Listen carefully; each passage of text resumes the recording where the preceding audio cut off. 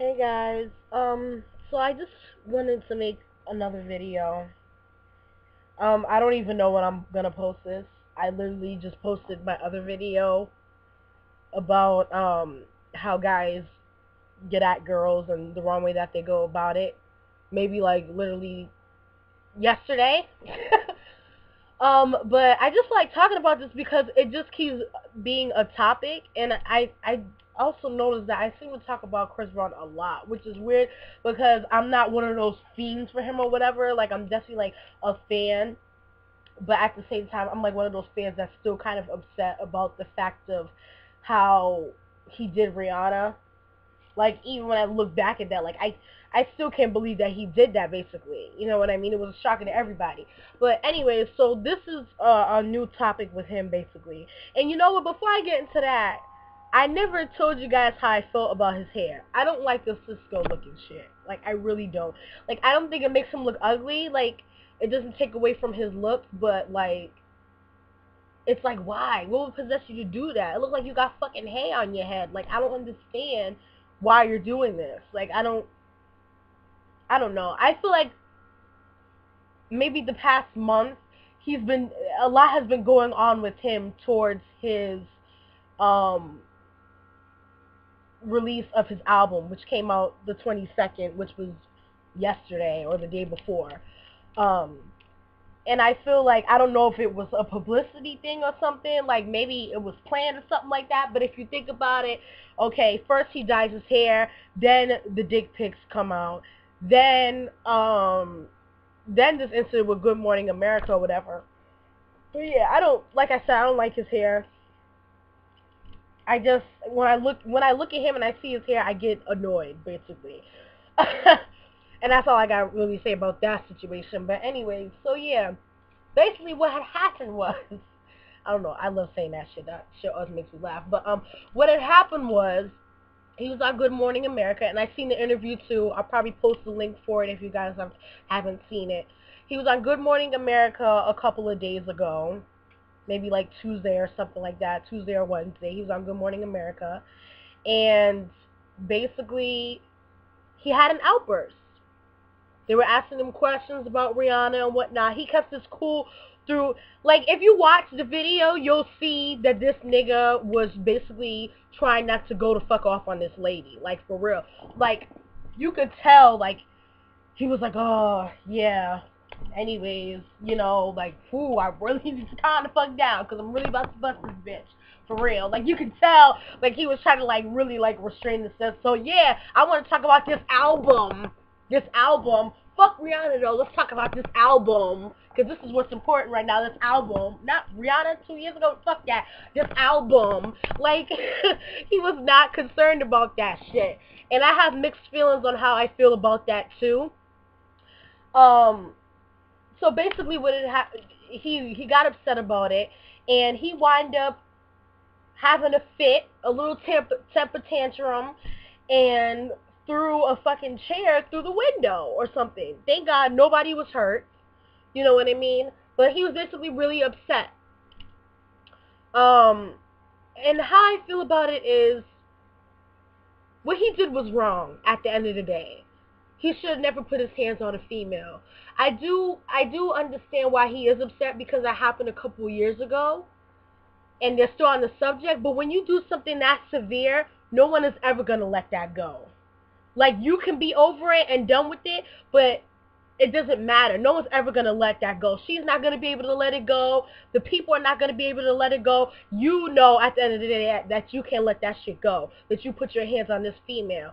So you need to just man up, basically, and face the facts that this is something that's going to happen. This is something that's going to be talked about. Like, I feel like during the interview, he handled it well a little bit, as far as not, like, lashing out at her and shit like that, and basically saying to talk about the album. But at the same time, like, I feel like, I think he was too busy worried about promoting his album, basically, instead of the fact that this is still a serious situation that happened, and people are still going to talk about it. You know what I mean? It's been a couple years now, so of course they want to see how you've grown as a person, you know? They want to see how you're growing as a person and how you're going to react to it and how you're going to respond.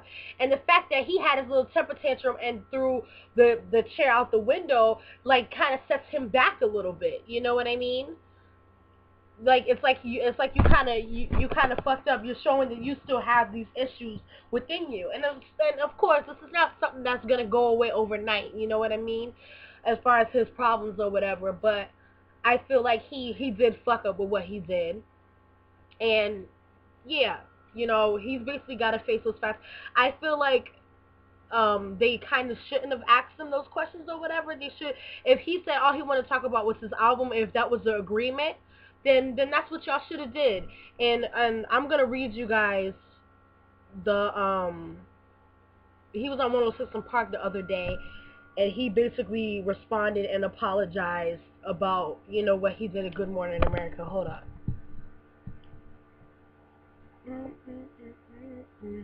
He said, first and foremost, I want to apologize to anybody who was startled in the office, anybody who was offended or really looked and was disappointed in my actions because I was disappointed in the way I acted. A lot of people don't know what went down. When I do shows or when I do interviews, we always send out a talking point sheet. If the network or whoever isn't complying with what we want to do so we can equally accomplish a goal, we usually back out and wait until it's a better situation.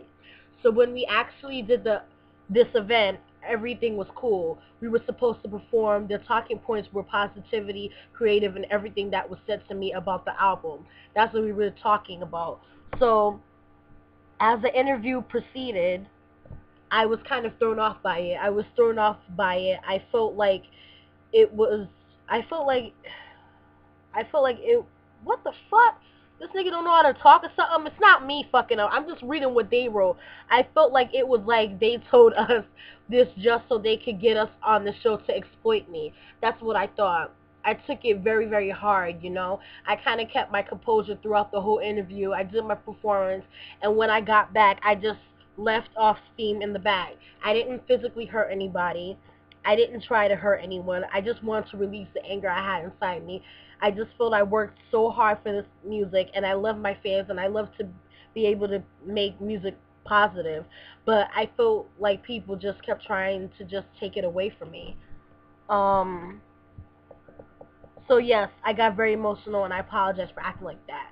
I commend him for the fact that he apologized ASAP, like the next day, the same day, whatever. I'm glad he apologized about it. And at the same time, I'm glad he explained why, too. He was upset. Basically, they were supposed to talk about his album. That was on the point sheet. That's what they all agree on. And all this bitch kept bringing up was the fact of Rihanna, which was not in the plan. So I don't blame him for being thrown off and angry. Like, oh, y'all trying to do me dirty right now. You trying to get a reaction out of me. You know what I mean? And he gave him that reaction. So yeah, sorry, my earring fell. So yeah, I felt like what they did was kind of shitty. Like once you read that, it does seem like that's what they did. You know what I mean? I'm pretty sure that wasn't in the interview or whatever for him to even talk about that. But hey, at the same time, when it comes to interviews, they have their cards, their index cards on what they're gonna read, and sometimes stuff comes off the top of the dome along the interview, and she felt that she wanted to ask those questions, so she did, and he should have been prepared for that. You can't always expect every interview to be peaches and cream, like, especially when you fucked up the way that you did. But that's basically all I gotta say about that. You know what I mean? I'm glad he's keeping positive. His sales are doing good. I don't buy albums or none of that shit to support the artists. I'm not even gonna lie, but I definitely still listen to the songs if songs leak or whatever, and put them on my phone and shit. And I do like his album. I definitely keep singing "Beautiful People." That's one of my favorite songs. And what else is there? Yeah, that's basically it. So, I just hope that he keeps being positive in what he's doing and grows up and knows that one day he's gonna have to answer those questions.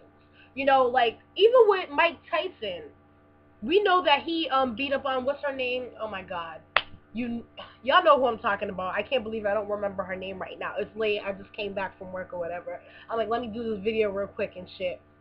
Um, he beat up what's her name? Robin Givens. Yeah, when they were married or whatever. Even to this day, he still gets questions asked about that. When you do drugs, when you're in the limelight, you have to be prepared for people to ask you positive questions and negative questions. You know, no one's perfect. You know what I mean? The stuff that we do bad, the stuff that we do good, we're gonna get confronted about shit, and you just have to be prepared about it. You know what I mean? That's just the way that life goes, basically. Whatever. That's all I gotta say for now, guys. Peace.